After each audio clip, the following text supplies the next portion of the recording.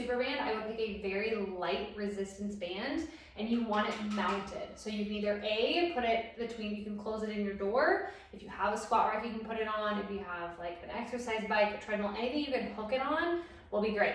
Okay, I do have something under my knees as well. You can even just roll up a pillow, or if you're on carpet, you're probably fine. We're gonna come into a tall kneeling position. And what we're working on here is our rib flare. So this is very common postpartum, but we can also work on it during pregnancy as well.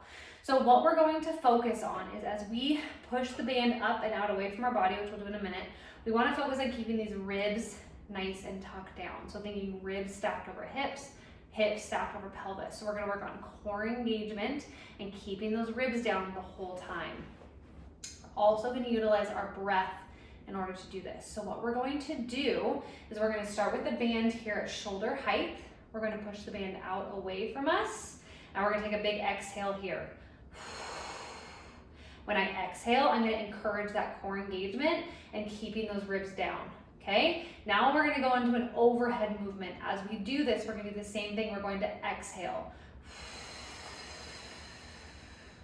Okay, again, keeping those ribs tucked down. My core is engaged the whole time. Now we're gonna come back down. Again, exhale. Keeping those ribs down. Exhale again. And then the last one is you're going to actually push the band down. Bring it down to your side. So again, we're going to come up. We're going to push away. Exhale. Exhale again. Band up. Exhale as band comes down.